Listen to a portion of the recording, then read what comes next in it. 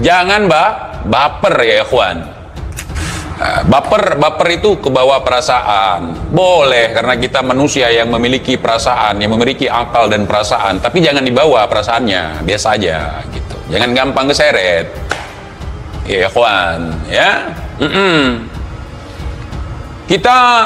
Saya tanya nih sama kalian, kalau ada orang tiba-tiba memaksakan cinta terhadap kalian, kemudian dengan ancaman, ada ancaman kebaikan, ada ancaman intimidasi, apakah kalian suka dengan cara seperti itu? Kalau kita, ya misalnya ya, ancamannya, kalau misalnya kamu nggak cinta kepada saya, kamu nggak dapat syafaat nanti di akhirat. Kita nih ya, pasti udah ambil buat kau aja lah. Karena kita juga punya ego, saudara. Ya kan? Ataupun kita buang ego kita, akhirnya jatuhnya terpaksa juga, akhirnya kita jadi penjilat. What? Indonesia tanah air beta, pusaka abadi nan jaya. Atau kita ikut untuk sementara, nanti kita khianati. Nah, itulah yang saya katakan tadi di awal. Cinta yang dipaksakan atau mencari pecinta dengan cara memaksakan akan melahirkan pengkhianat ataupun penjilat. Ya, makanya anak kalian nih, jangan kalian ancam-ancam. Nanti mereka itu akan tumbuh menjadi seorang penjilat ataupun pengkhianat. Akan mencintai sesuatu karena cinta itu memang dari hati, dari perasaan, dari naluri. Ya, kalau dibumbui dengan hasrat, bisa jadi ya bawanya nafsu banget, bukan cinta lagi udah, ya kan? Nah iya, sementara nafsu disuruh kendalikan. Saya kalau udah pemaksaan udah kurang serak saya, ya kawan. Hidup ini, walaupun kalian ngaku-ngaku sebagai budak, ya, saya kasih tahu ke kalian, hidup kalian itu seperti seorang perempuan yang diperkosa. Enak tidak enak, suka tidak suka, ya terpaksa kalian harus menikmatinya. Walaupun kalian teriak-teriak, kami ikhlas lillahi ta'ala, saya tidak percaya. Pertama, kalian pingin surat kacang. Kedua, kalian suka dengan sanjungan, Masya Allah antum karena melakukan sesuatu demi kami sebagai keturunan, kami sebagai ahlul bait, sehingga antum akan mendapatkan nanti syafaat di yaumil qiyamah dari kami. Pasti ada iming-imingnya, saudara. Saya tidak mau cinta yang penuh dengan iming-iming. Saya ingin cinta yang tulus, walaupun dia tidak bisa memberikan apapun, apalagi hanya sekedar fulus. Tidak bagi saya. La ya ikhwan, la ya ikhwan, la.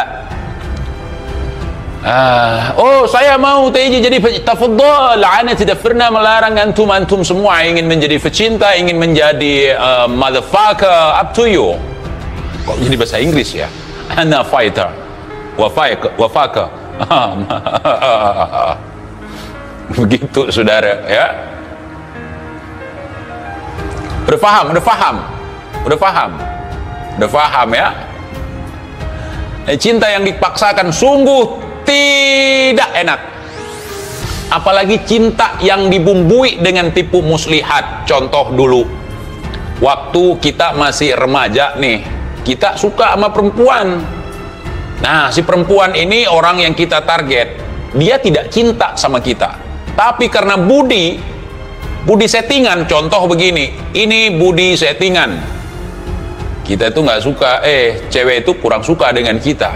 Kemudian kita buat drama. Kita suruh teman-teman kita 5 orang atau 10 orang pura-pura mau merampok dia atau mau perkosa dia. Kemudian kita datang sebagai pahlawan kesangean. Tetet, adish, semua kita kalahkan. Nah, saking kagumnya si cewek tadi, akhirnya dia cinta sama kita karena sandiwara. Padahal yang kita kalahkan itu bukan perampok, tapi teman-teman kita sendiri yang kita suruh bersandiwara.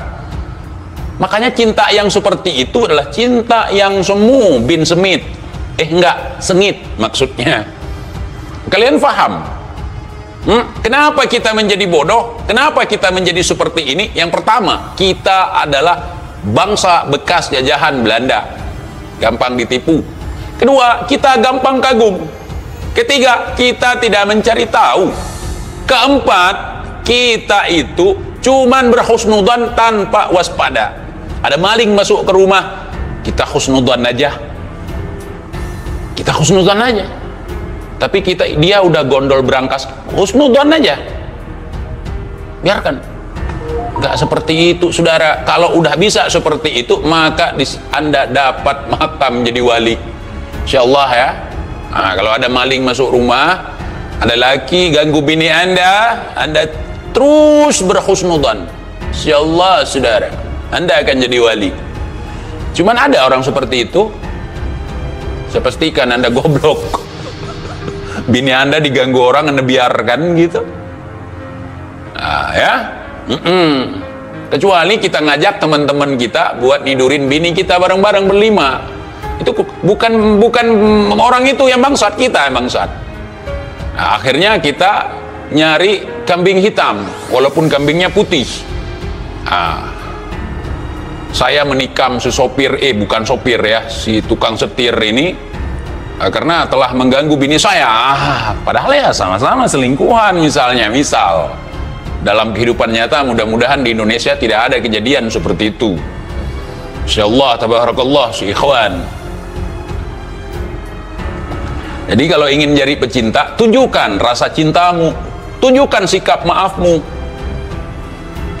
Di Aceh ini ada beberapa, boleh dibilang kiai ya, ketika menghadapi maraknya orang-orang yang mencaci maki, menghina ulama di Aceh, mereka membuka jalur-jalur diskusi di sosial media. TIJ mengatakan, ulama itu tokoh agama, itu tidak punya hak untuk menghakimi, tapi punya hak untuk menasehati, mengajak umat ke jalan yang baik, tidak punya hak untuk menghakimi. Ya, yang berhak menghakimi bukan, tapi dia pelanggaran syarat, ada mahkamah syariahnya. Mereka masuk ke sosial media untuk menjaring orang-orang seperti itu untuk mengajak ngobrol. Bagi saya itu sesuatu yang patut dicontoh. Apa katanya? Kenapa saya tidak datangi dia? Kenapa saya tidak ngajak dia ngobrol di belakang?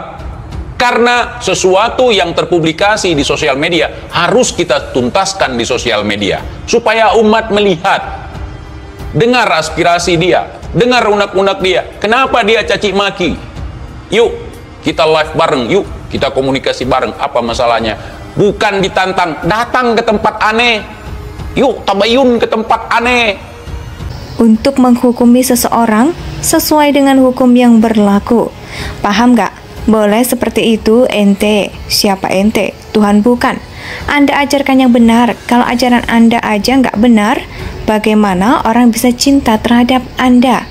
Bagaimana orang bisa mengikuti Anda? Ujar TIJ. Itu namanya ego.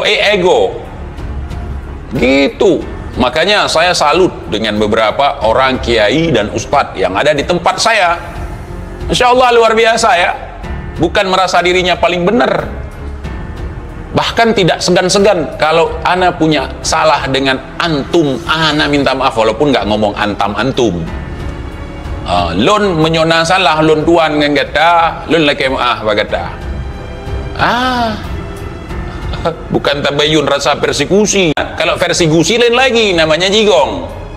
Udah dagang apa itu barokah persekusi, nggak mau beli persekusi, saudara. Insyaallah tabarakallah ya ikhwan. Ya persekusi ya jigong lah, apa lagi? Indonesia sejak dulu kala